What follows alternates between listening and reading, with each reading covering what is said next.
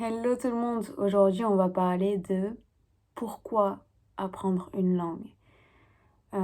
Ça fait plusieurs années que je connais plusieurs langues, notamment l'anglais, l'espagnol et actuellement le portugais au niveau intermédiaire, puis un peu de japonais, quelques mots en coréen, etc., mais pas couramment. Et des fois je me pose la question, mais pourquoi j'apprends une langue? Qu'est-ce que ça m'apporte exactement? Et du coup, dans cette vidéo, on va parler de ça. 5 points. J'ai réfléchi à 5 points qui me font apprendre une langue à chaque fois, parce que c'est quelque chose qui me passionne. Donc, le premier point. Le premier point, c'est que ça te fait penser différemment. Lorsqu'on connaît qu'une seule langue, en général, on reste dans notre bulle. Par exemple, moi, en tant que Française, pendant longtemps, je suis restée dans ma bulle francophone et en même temps, on est limité à un type de mentalité, la manière dont on apprend les choses, c'est très connecté à la France ou bien quel que soit le pays où on parle le français. En général, par exemple en Europe, j'apprenais récemment que on est les descendants de Aristote. C'est-à-dire que dans notre cas, on essaye toujours de logiquement penser à la vie. C'est très cartésien. Ou bien les penseurs d'aujourd'hui sont tous descendants d'Aristote et donc, par exemple, c'est une vie différente de l'Asie. Et donc, si on réfléchit bien, ben, il y a des similitudes entre le français, l'espagnol et l'Italie, mais en même temps, on peut retrouver beaucoup de différences, ce qui fait que ça peut ouvrir l'esprit. Et donc, quand on connaît une langue, ça te fait réfléchir à ta propre langue, donc pour moi le français, en quoi c'est différent d'une autre, et en même temps au niveau de la culture. Donc moi en général j'aime beaucoup soit séparer la langue de la culture ou bien avoir les deux en même temps parce que quand on fait les deux, on peut avoir des points différents qui ressortent de cette manière de penser. Et donc ça, le premier point, c'est vraiment celui de penser différemment et avoir une ouverture d'esprit, c'est le deuxième point, qui te fait réfléchir d'une autre manière plutôt qu'à comparer à une personne qui ne connaît qu'une seule langue. Donc par exemple, moi, la première fois que j'ai commencé à apprendre l'anglais, j'ai commencé à apprendre l'anglais américain en premier. Et vraiment, la manière de penser aux États-Unis est très différente. C'est très individuel. Et en même temps, il y a ce côté de réussir dans la vie, ce fait de croire en soi-même qui est différent de la mentalité française. Et ça, en fait, quand on a les deux au cas par cas, quand on rejoint les deux, on peut prendre ce qui est bien de notre propre langue, de notre propre culture, et ce qui est pas bien de ce côté-là, en fait. Et en fait, quand on connaît plusieurs langues, on peut faire ça constamment, piocher dans ce qu'on adore et expérimenter. Et en fait, c'est vraiment, selon l'expérience, vraiment essayer d'inclure ça dans sa propre vie que on commence à vraiment comprendre une langue, une culture, une personne venant de ce pays. Et donc, ouais, vraiment, les deux premiers points, c'est penser différemment et avoir une ouverture d'esprit qui est plus illimitée dans ce cas-là, vu qu'on a accès à un autre monde, une autre matrix. Le troisième point, c'est réaliser les différences d'une langue à l'autre. En général, quand on connaît qu'une seule langue, on ne réalise pas à quel point notre manière de penser vient de cette propre langue. L'utilisation des mots, des expressions, la culture qui est ancrée dans cette langue.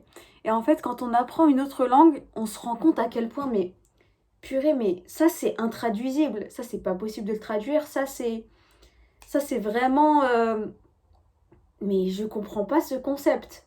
Et en fait, ça m'est arrivé plusieurs fois où je lis quelque chose, en anglais par exemple, et je me dis, mais est-ce qu'on a quelque chose comme ça en français? Est-ce que je peux le traduire? Est-ce que ça existe? Et en fait, en faisant ce travail, ça te permet de te rendre compte de choses qui sont incroyables dans ta propre langue ou qui sont beaucoup mieux dans une autre langue. Et ça, vraiment, ce eureka, c'est vraiment génial parce que quand on apprend une nouvelle langue, on se rend compte de plus en plus de notre propre langue et on apprécie encore plus cette langue. Moi, par exemple, je vis en Espagne, j'adore apprendre les langues et c'est vraiment en apprenant d'autres langues que j'apprécie de plus en plus le français et j'apprécie de plus en plus la culture française, tous ces grands penseurs, ce contenu que je vois en ligne, etc. Et en fait, ça m'a vraiment appris à apprécier. Le quatrième point, c'est le fait de communiquer avec un natif. C'est vraiment génial de pouvoir communiquer dans la langue de la personne avec qui tu parles, parce que ça amène, ça sépare cette distance d'être différent. Et en fait, quand on montre à une personne native qu'on essaie vraiment, qu'on s'intéresse à la langue de cette personne, qu'on essaye et qu'on montre notre appréciation envers la culture, ben on voit que les gens, dans les yeux des gens, ça s'illumine. Vraiment, c'est vraiment le fait de ah mais par exemple, s'il y a quelqu'un qui me dit qu'il parle français, ben tout de suite je suis en mode ah mais c'est génial, t'apprends la langue française et ça me donne envie de partager plus. Et en fait, je pense que les gens ressentent la même chose lorsque c'est l'inverse. Lorsque je parle espagnol à une personne, lorsque je parle portugais à une personne, je vois que cette personne veut beaucoup plus partager avec moi, beaucoup plus être connectée à moi en tant que personne. Et ça amène ce côté social que j'aime beaucoup, qui fait que on apprend de ces personnes et aussi on apprend de soi-même.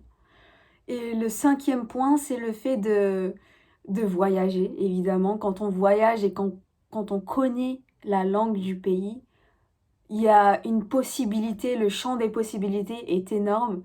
Et on voit que vraiment, c'est un super pouvoir, on peut parler à n'importe qui. On essaye de communiquer dans la langue, même si on connaît vraiment peu de cette langue. Mais en même temps, ça crée un lien fort directement plutôt que voyager sans connaître la langue. Et ça, en fait, il faut vraiment l'expérimenter pour le reconnaître. Et quand on voyage et qu'on connaît la langue, en même temps, on voit que on se connecte beaucoup plus rapidement à la culture du pays. Là, par exemple, je vis en Espagne, moi qui parle espagnol, je peux avoir des connexions avec les gens d'Amérique latine beaucoup plus facilement, qui ne parlent pas du tout anglais ou les autres langues que je parle. Et du coup, eux qui n'ont que l'espagnol, ben moi qui parle espagnol, je peux connecter avec eux. Et je me dis, mais c'est génial, cette personne vient de Colombie, cette personne d'Argentine, cette personne du Mexique. Et c'est tellement loin de moi, mais en même temps, ça me permet de créer ce lien grâce à cette langue. Et en même temps, j'apprends de leur culture, de leur manière de parler, etc. Et ça, c'est vraiment génial, plutôt que une personne, par exemple, je connais énormément de personnes à Barcelone qui ne savent pas parler l'espagnol. Et je vois à quel point ça les limite dans leur propre vie en Espagne. Parce qu'ils parlent que anglais ou ils parlent que français ou la langue qu'ils ont. Et le fait de ne pas parler espagnol, ben je vois que leur bulle est beaucoup plus petite. Il n'y a pas cette connexion à la culture que j'ai en parlant espagnol.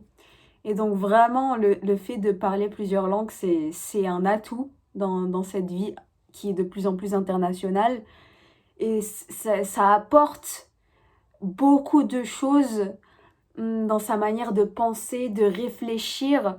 On a accès à un contenu mondial juste en parlant une langue. Moi qui parle espagnol, j'ai accès au contenu d'Amérique latine. Enfin, c'est énorme avec tous les pays qui existent en Amérique latine. c'est énorme. Pareil avec l'anglais. J'ai commencé à apprendre la culture américaine, puis j'ai commencé à voir comment la culture en Angleterre qui est complètement différente, puis la culture en Inde qui a la langue anglaise grâce à l'histoire du pays. Et en même temps, le pays est complètement différent. Enfin, on a accès à ces grands penseurs indiens qui parlent anglais.